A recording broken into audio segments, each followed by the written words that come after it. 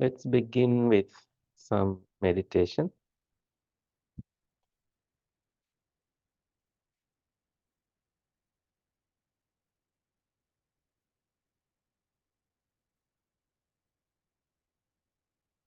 As you hear the sound of the gong, transcending any worries and fears and anxieties that your body may have developed, it helps to also close your eyes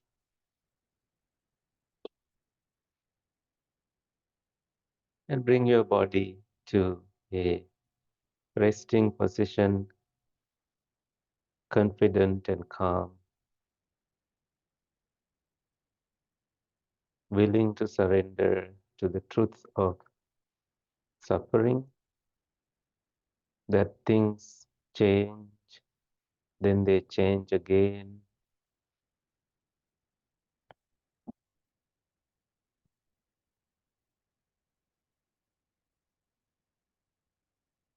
It certainly helps us to look into our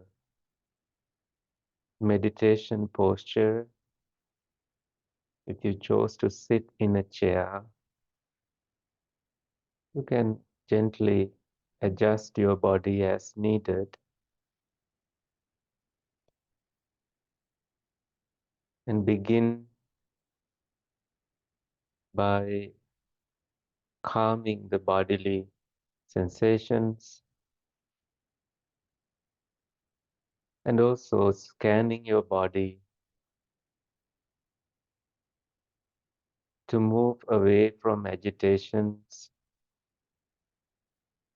Before we begin to scan our bodies, let us see the position of our hands, that they are placed gently and comfortably. And let us look also in the area surrounding our eyes to make sure that those muscles are at ease. With our eyes closed, there is not any seeing happening. In the same way, hearing, smelling, tasting, physical sensations, and thinking, all of that are turned off in some ways as we do not pay attention to immediate stimuli.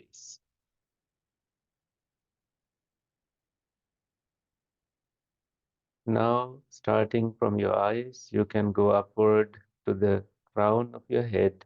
Release and relax any tension, any tightness there.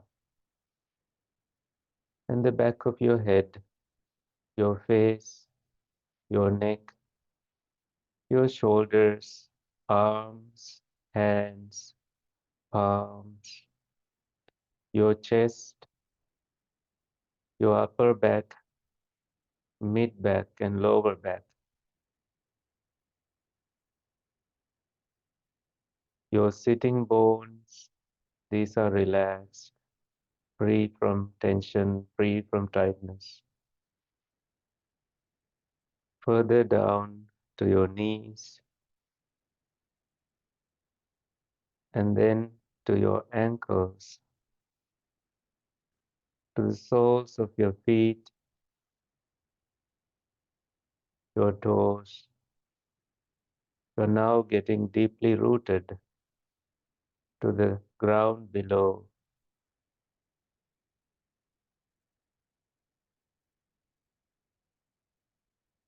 Letting things go, letting things be. You invite positive energy from all the sacredness in the universe,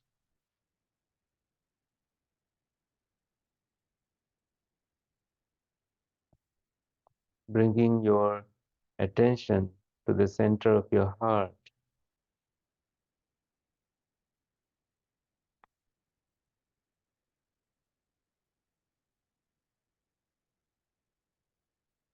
and focusing on your in breath and the out breath.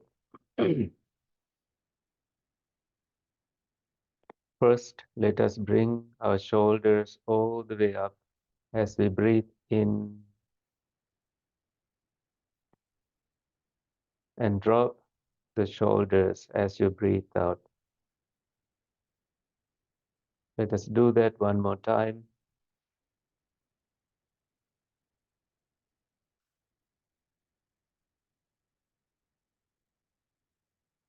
And now allow the awareness to discover the rhythm of your breath that is naturally happening,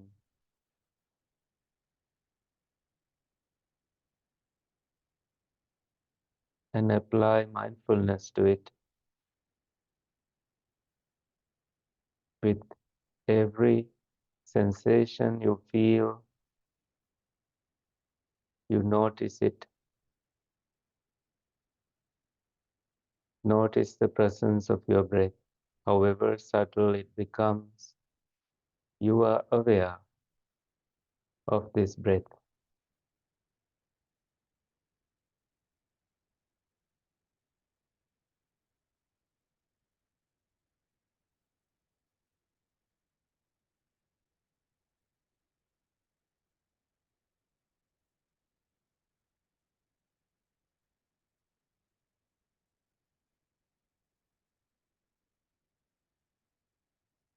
You also notice the rhythm of your upper body with each inhaling and exhaling.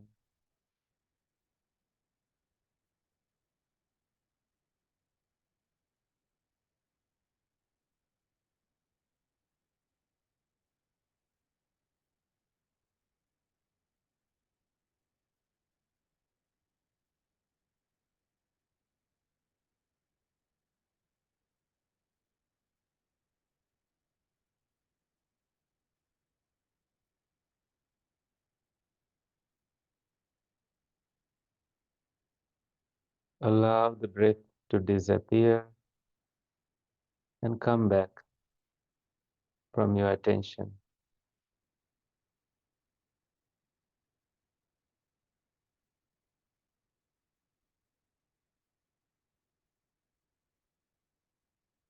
Since the breath is happening right now, not in the past, not in the future, you are here, fully present with here and now.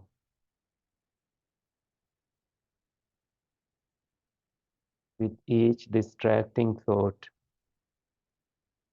you notice your energy to come back to your breath.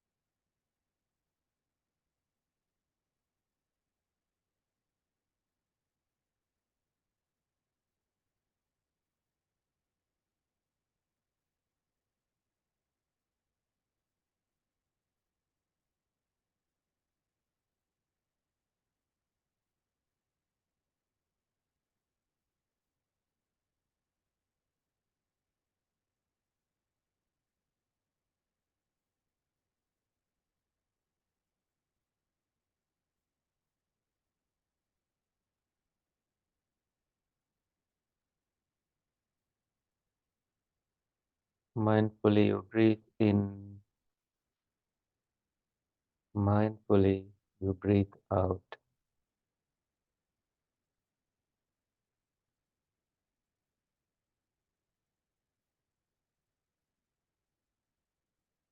Calming the bodily sensations, you breathe in, calming the bodily sensations, you breathe out.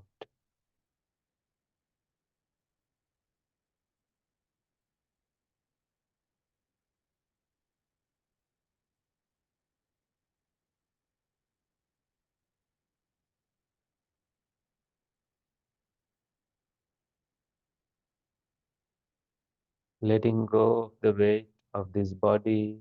You breathe in and breathe out,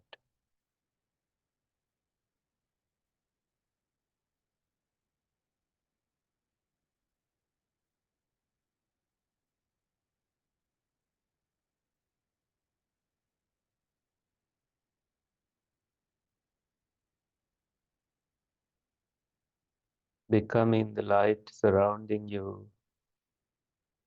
You breathe in and breathe out,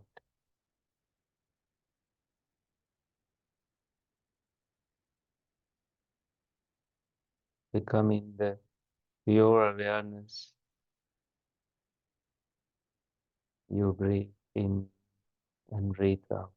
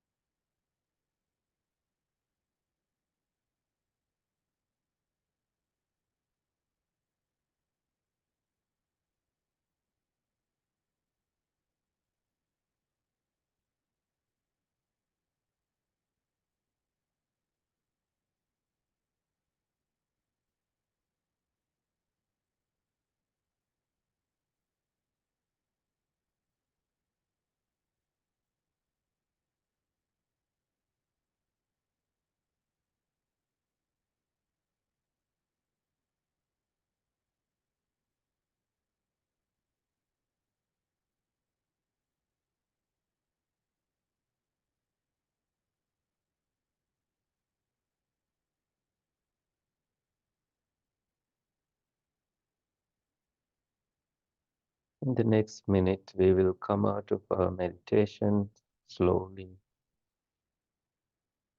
When you hear the sound of the gong, feel free to open your eyes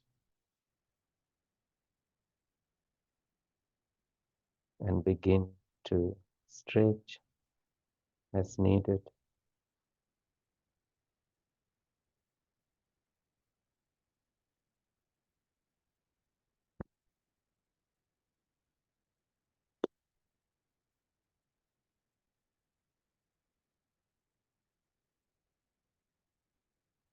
Okay.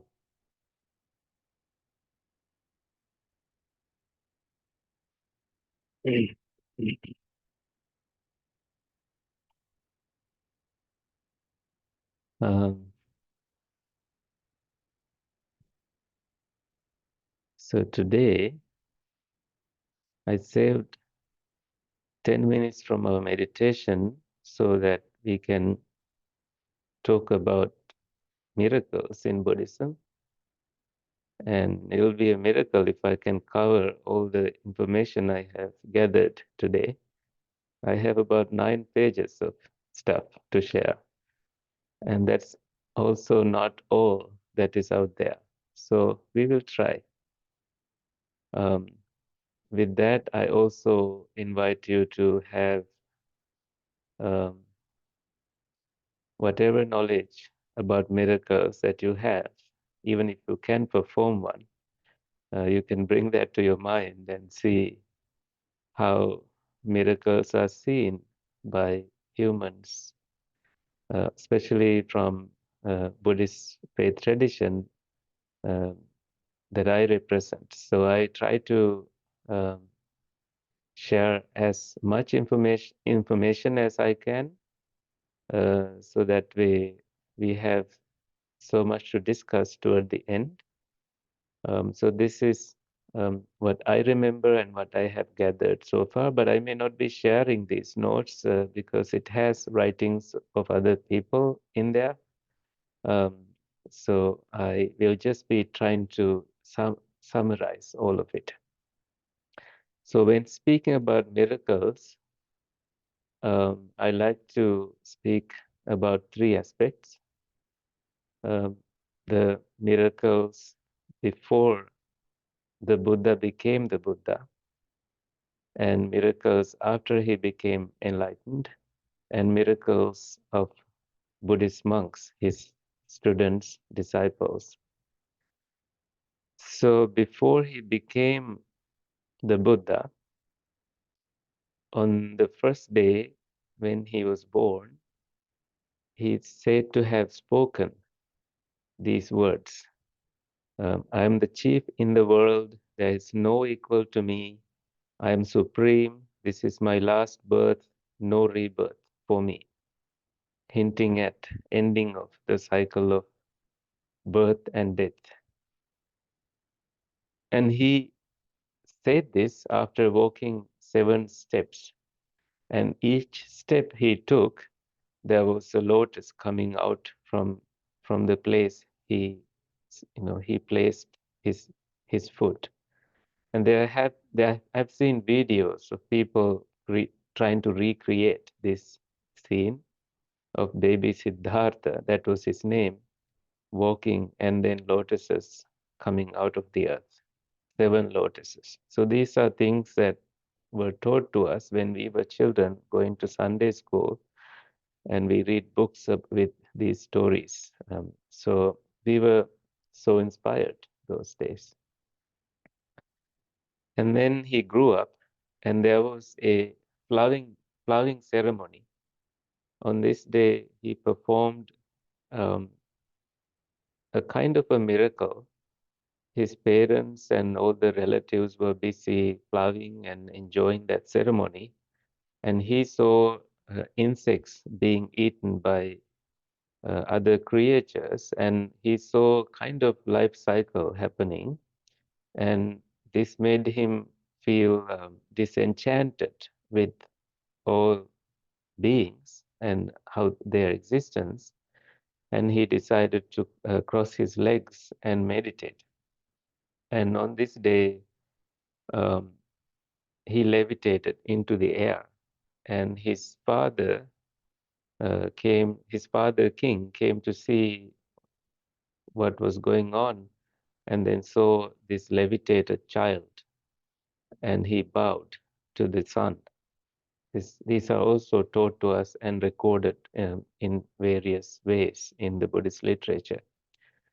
And apparently, it was a day of high heat, and the sun was bright that day. However, the tree under which he was seated uh, provided him this shadow that never changed until he left. It's also considered a kind of a miracle. Usually trees change the direction of their shadows, but this time this tree had its shadow pointed at the prince. That's also being taught. So on the day of his renunciation, he was 29. He cut his long hair, and he also stated this way: if I am to become a Buddha, an enlightened one, let them stay, let my hairs stay in the sky, but if not, let them fall to the ground. So this shows his strongest determination. So he throwed the hair knot up into the sky. It went a distance into the air and then stopped, floating in midair. So this is also a miracle that is associated with his life. So on the day of his enlightenment, um, he gave up extreme asceticism, and he accepted to take little food. And he was offered a meal by Sujata, this wealthy lay woman, and he went to the river nearby, and he stated, if I am to attain enlightenment, let this alms ball, go up the stream. So he let the ball, he floated it in the river and made that wish. And the ball is said to have gone up the stream. Usually anything goes down the stream, but this time it went up the stream. So this is a sign that he was going to be enlightened that day, understand the truth that day. So these incidents are associated with his life before he became the Buddha. And after he became the Buddha, after his enlightenment, he spent 7 weeks uh, in various locations near where he became enlightened, especially under the Bodhi tree, staring at the tree without blinking his eyes for 7 days. And then he went into different places to show gratitude and also to reflect on what he had realized. During these 7 weeks, he is said to have emitted a kind of halo from his body the entire time. So that is there in records in various places in Buddhist teachings. And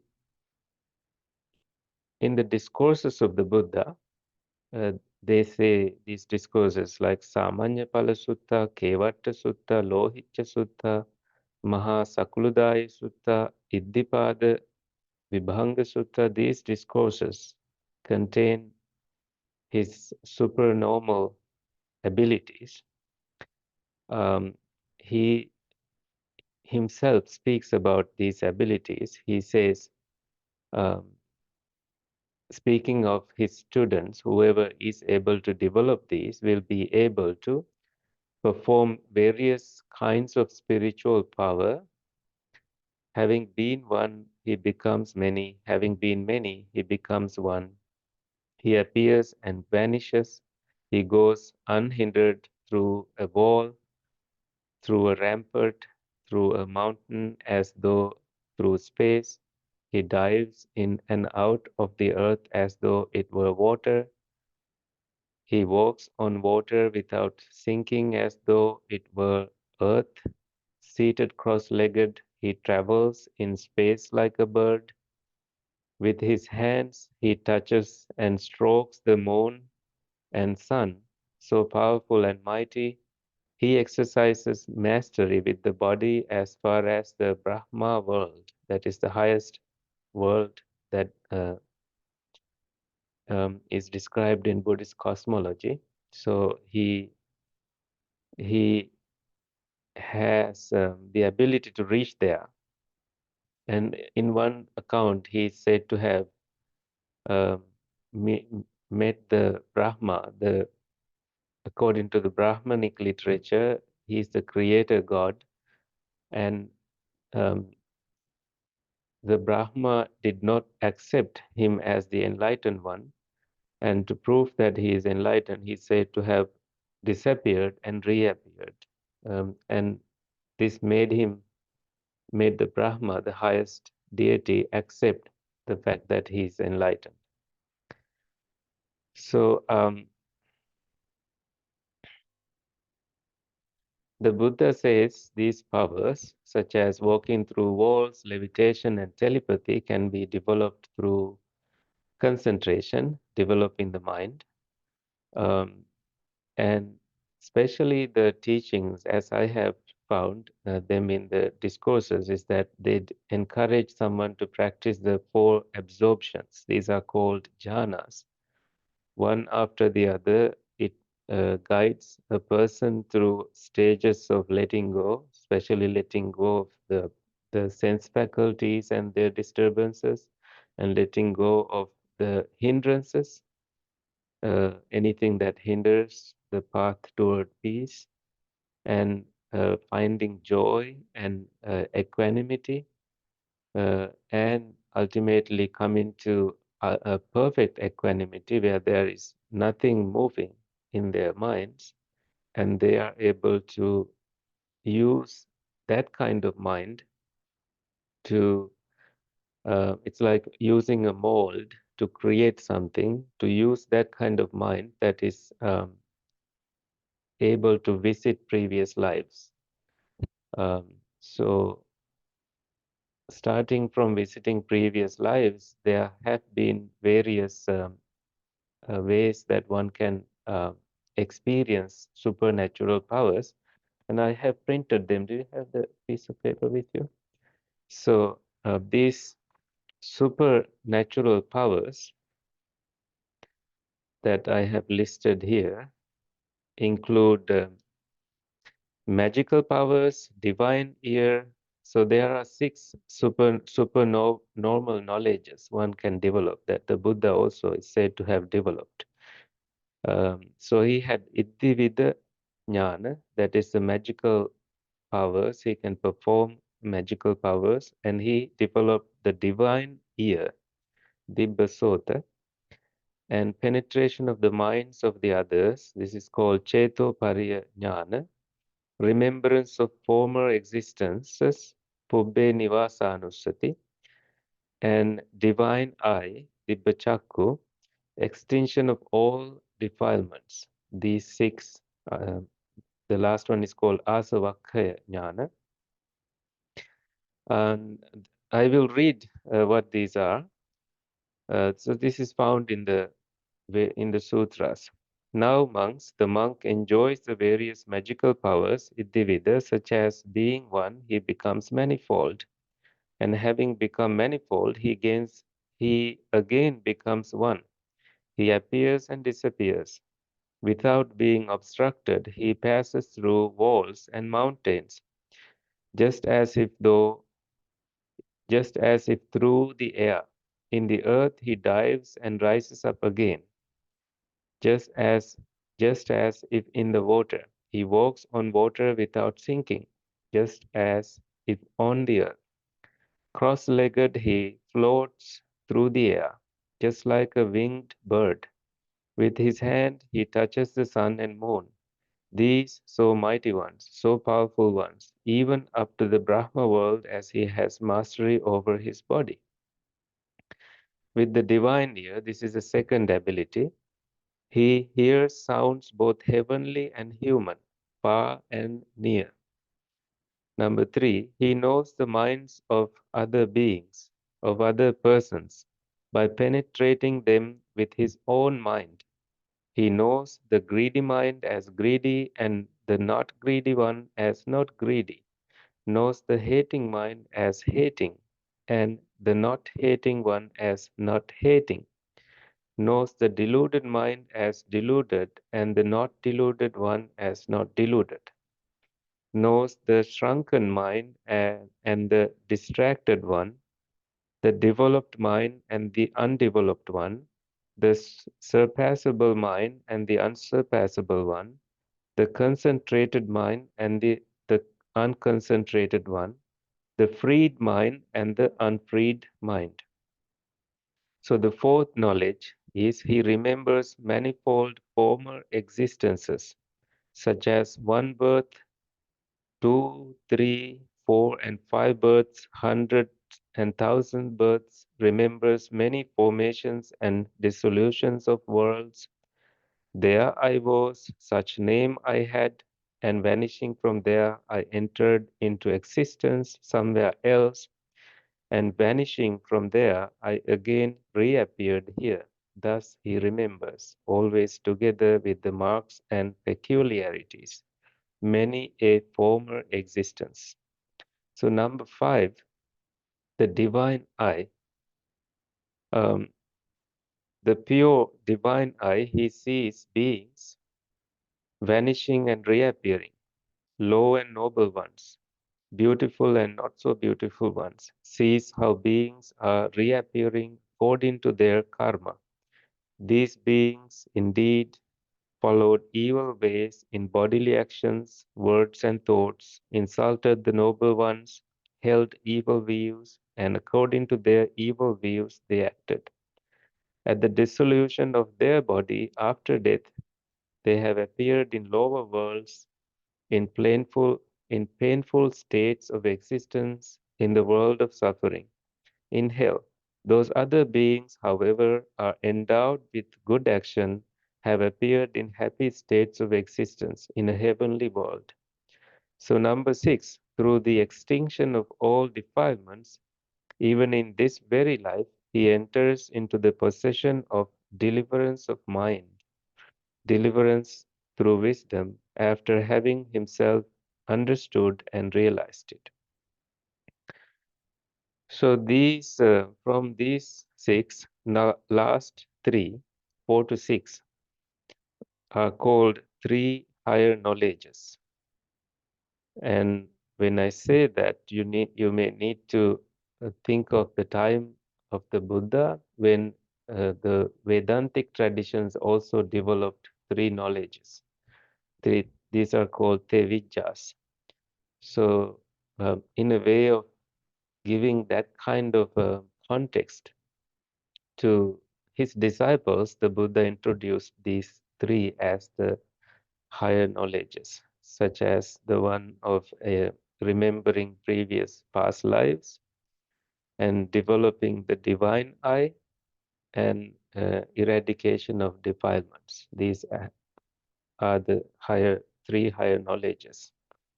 And also, I think toward the end, it says that these three are not necessary for someone to become enlightened. So without having these, someone can be defilements, can be free from defilements. And that gives me hope that I can one day be enlightened and not be able to read all the past lives and and have the divine eye and all these powers that others have had. Anyway, so there are more stories that I like to share. This one is so after his enlightenment, the Buddha went to five disciples, um, not five disciples, these are called five ascetics. Kondanya Vappabhaddiya Mahanama Assaji, they were his former companions, supporting him to practice extreme asceticism. However, when he abandoned asceticism, they abandoned him. and he was left alone to discover his own path. So it's then he developed what he called middle path and practiced the meditation accordingly and became enlightened.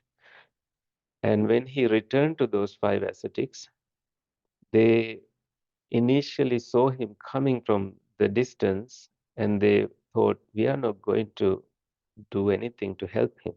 But they could not stay in that position as he came near to them. They rose from their seats and went near him and prepared the seat and started showing respect to him. So they saw something different in his appearance, demeanor. But after that, he went to teach another person named Yasa,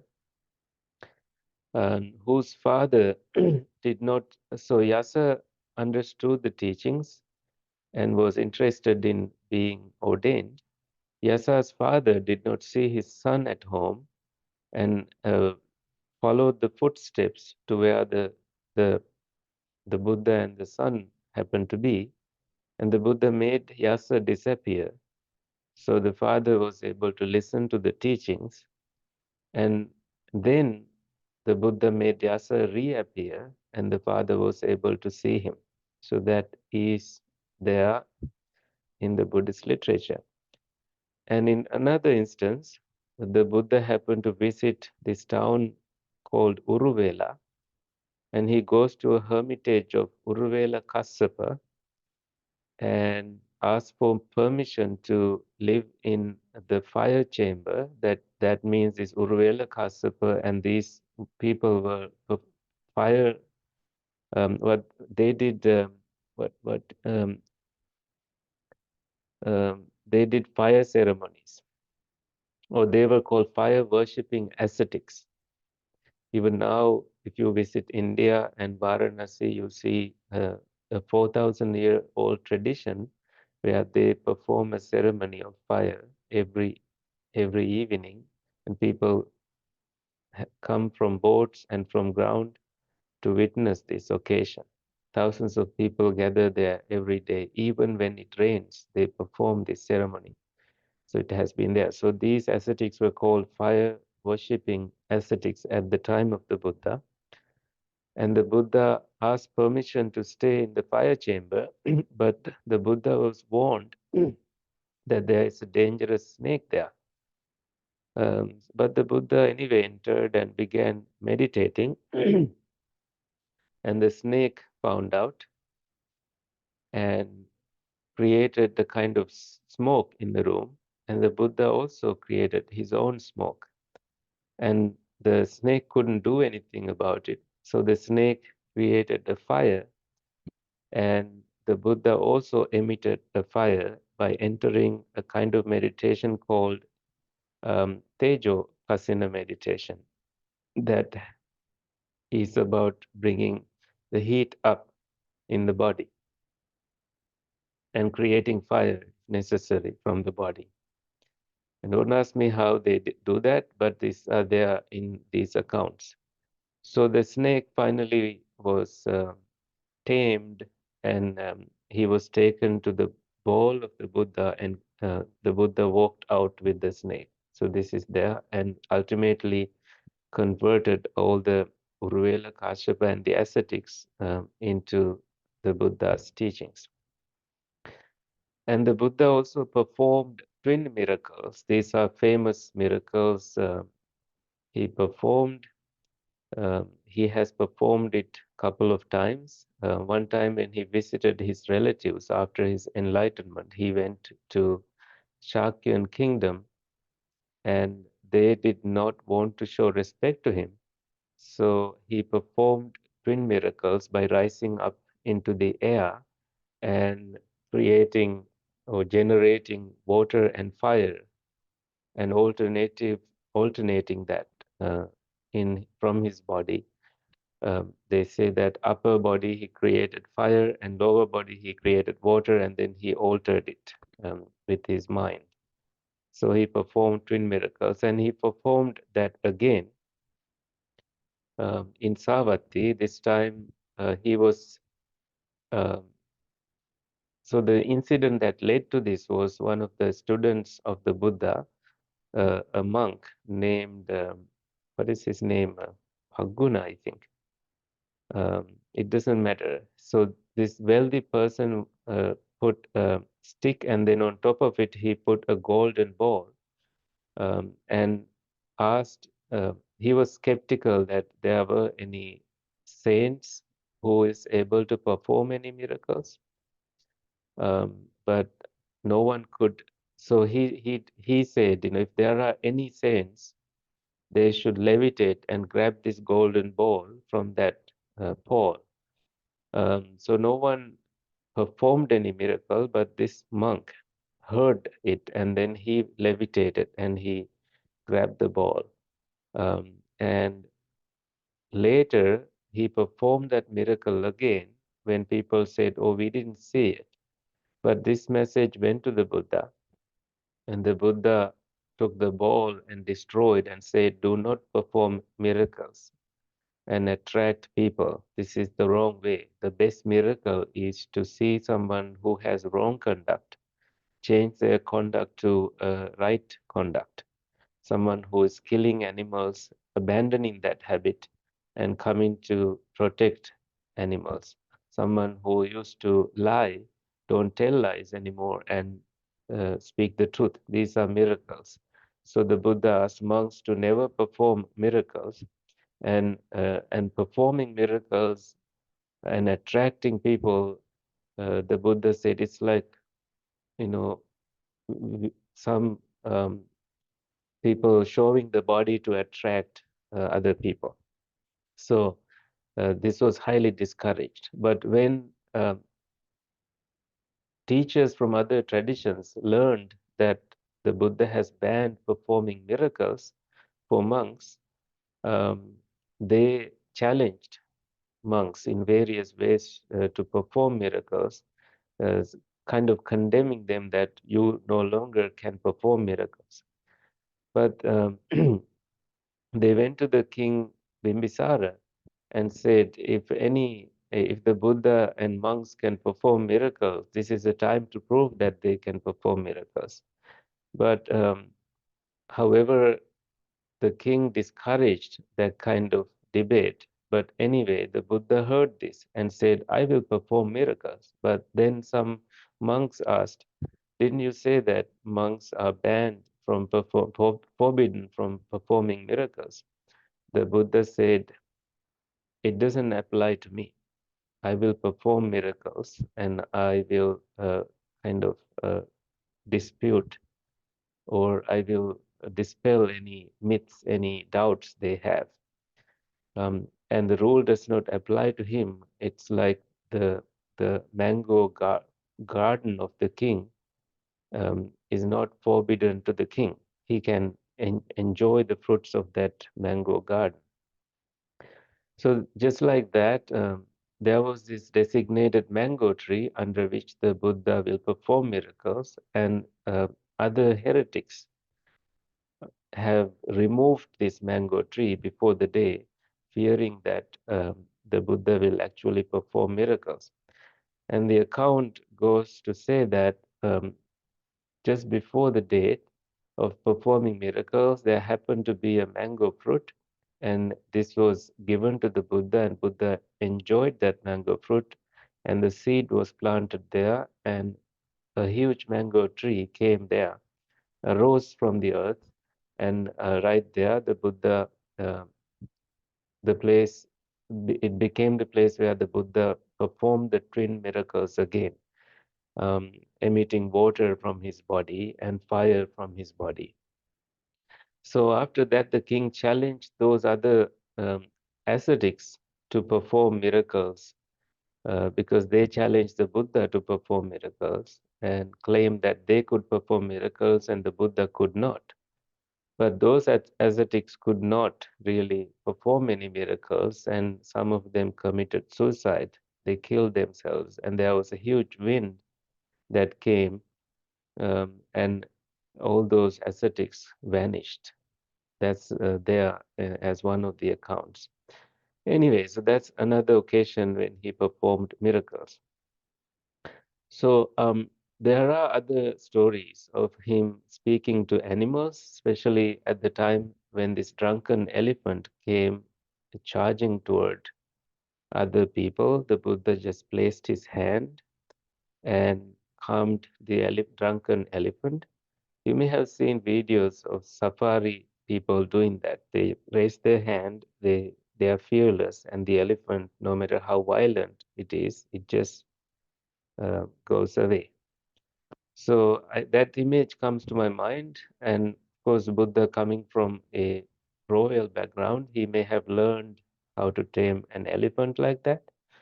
Um, but this is also a kind of miracle he performed, and the elephant that was sent to kill the Buddha by his rivals instead surrendered completely to the Buddha.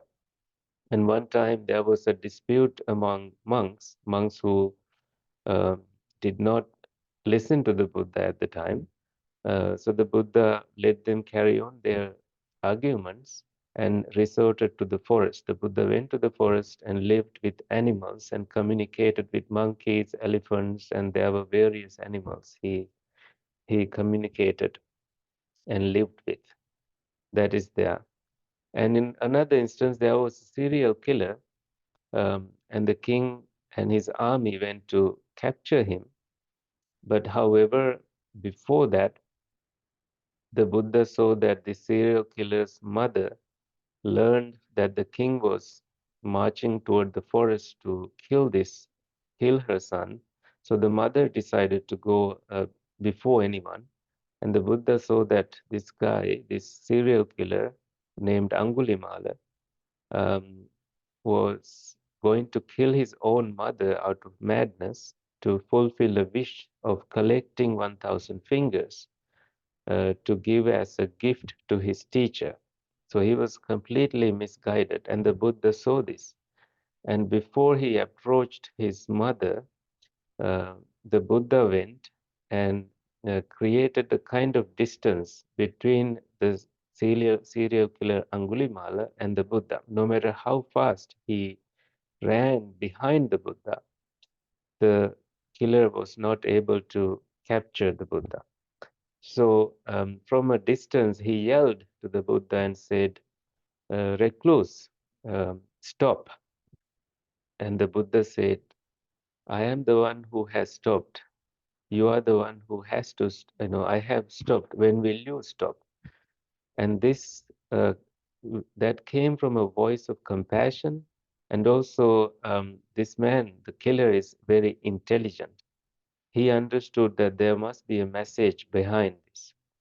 So he contemplated for a moment and understood that, oh, this recluse is still walking and he's saying that he has stopped.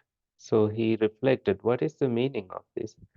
And he decided, oh, he must be asking me to abandon this cruelty of killing humans to collect 1,000 fingers.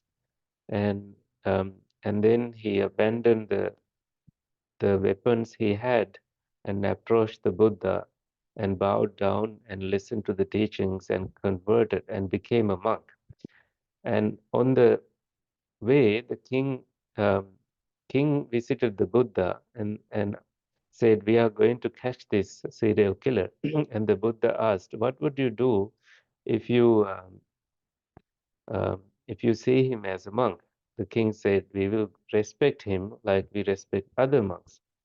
And the Buddha showed this ordained killer, and the king was so frightened. The Buddha said, "Don't be frightened. He won't be doing any of this anymore," um, and assured safety for everyone.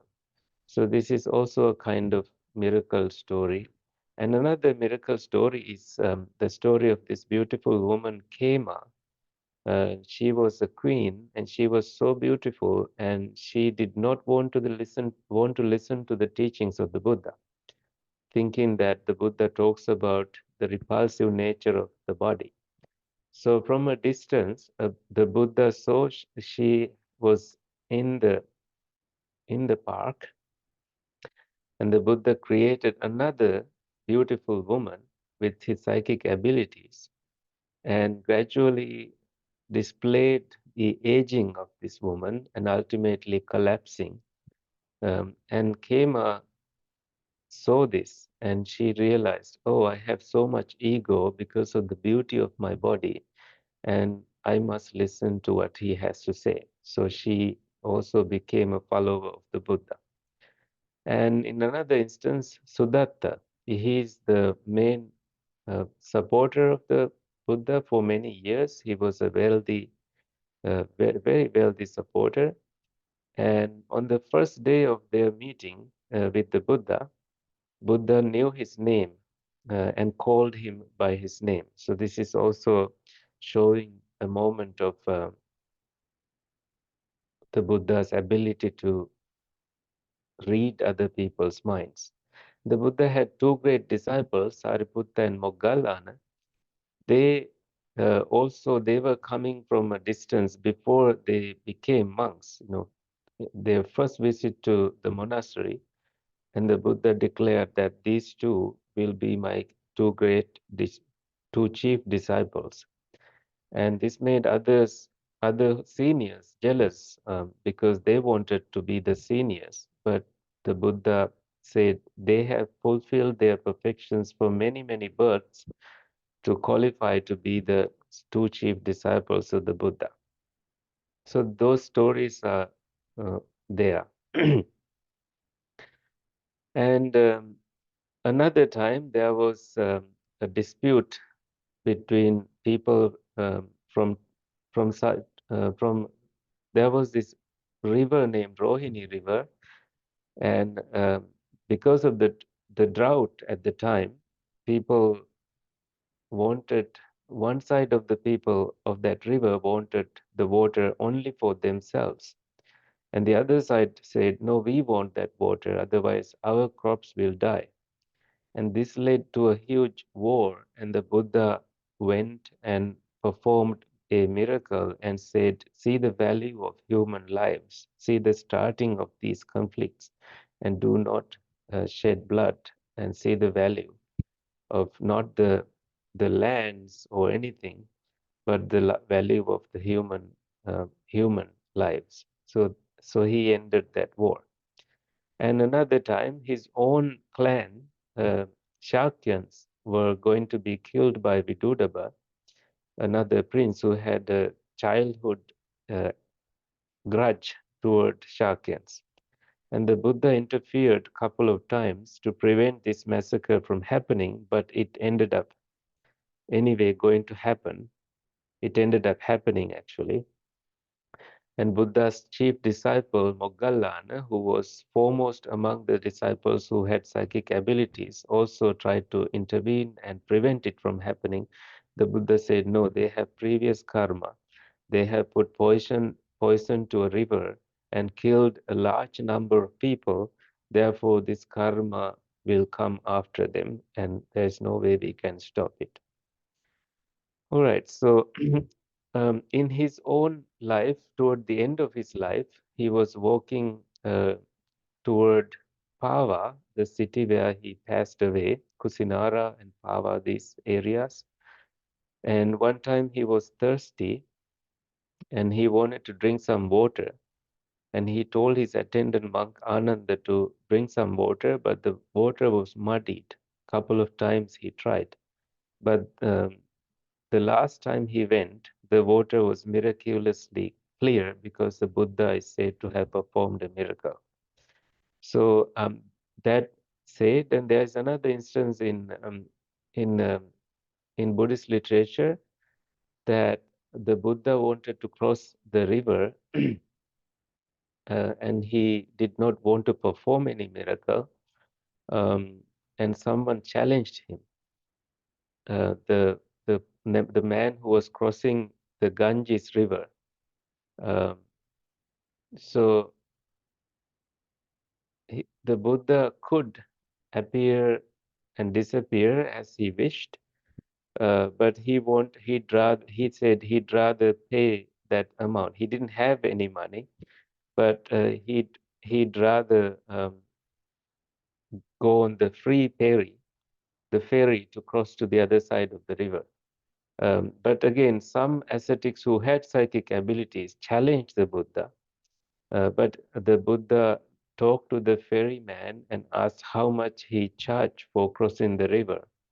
Um, and those ascetics who levitated and crossed the river kind of humiliated them, like wanted to put down the Buddha for not crossing the river with psychic abilities. The Buddha said that kind of psychic abilities value is just the amount it takes to cross the river. It's about 2 pennies worth. So the Buddha discouraged showing off with miracles like that. And I think there are Zen stories of monks performing miracles on rivers like that, and their teachers condemning them and saying, "You idiot, don't you see that bridge over there? And you just need to walk to the other side using that river." So never show off with miracles like that. And there is also a story of Suppiya, this lady who promised to provide some meat to an ailing monk, and she could not find any meat, and she cut a piece of her own body out of devotion and offered a cooked meal to this monk, and he recovered from that illness. The Buddha learned this um, about this and called this lady and performed a miracle, and it completely recovered. And there are other stories like putting down forest fires, and many, many, many other stories like that. So we don't have enough time to share all of them, but I think I may have captured most of it, and I will finish today's sharing with this quote by Thich Nhat Hanh. He says, "The miracle is not to walk on burning charcoal or in the thin air or on the water. The miracle is just to walk on earth." So that is it for today.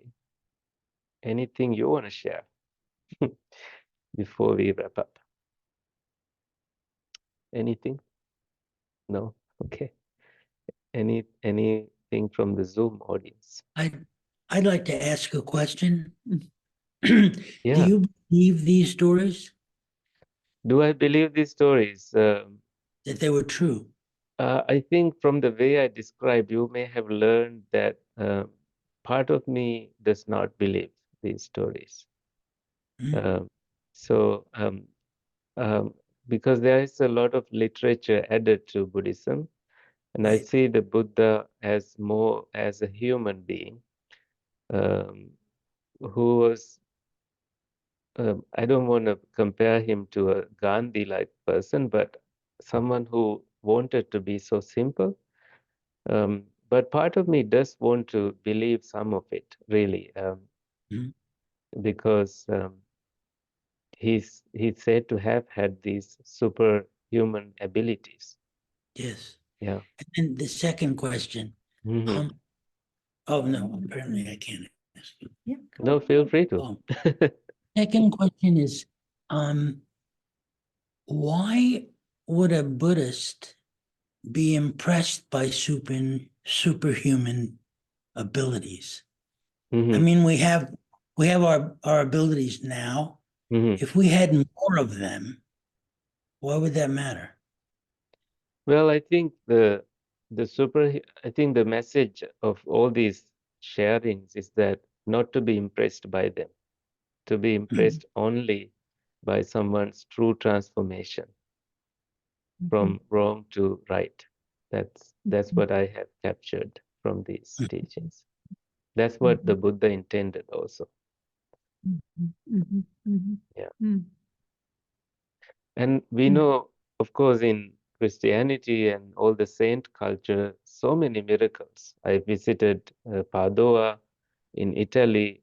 This church, they attract about 10,000 people per year in their services. And um, the Saint Antonio is said to have spoken the truth, and his tongue is preserved there still. And I saw it. And I think speaking truth is such a miracle. And even these days, people speaking truth, it's so liberating to speak truth all the time. And I have so much respect to those saints. Yeah, yeah, yeah. Mhm. Yeah, Yeah. Yes. Beautiful. yeah. That's So it's Yeah, in that spirit. I'm really struck by how, in Christianity, Yeah, miracles are a bigger part of the story, I think, in at least in my understanding. But still, the real miracle is transformation. yeah. I do remember we did the foot pilgrimage in Italy in November 2021. I told my Italian Buddhist nun and the other monks walking with us. We were four of us walking and camping Mhm. and basically begging for food and living a very simple life. There was no credit cards, nothing, and we survived. But Mhm. those days I said, we need to perform miracles and there will be a lot of crowds. And the Buddhist nun Ayasoma said, no, Bhante, the real miracle is teaching Dhamma, Dhamma and just transformation through virtues. That's the real miracle. And I really believe those words. Yeah. Thank you. Thank you very much. Thank you. Thank you. Yeah. So let's share merits and end the session if you don't have anything else to share. May the suffering ones be suffering free and the fear-struck fearless be. May the grieving shed all grief and may all beings find relief. May all beings share this merit that we have thus acquired for the acquisition of all kinds of happiness. May beings inhabiting space and earth, devas and nagas of mighty power share this merit of ours. May they long protect the Buddha's dispensation. Sadhu, sadhu, sadhu. Thank you. Have a great rest of your day. Thank you. Thank you.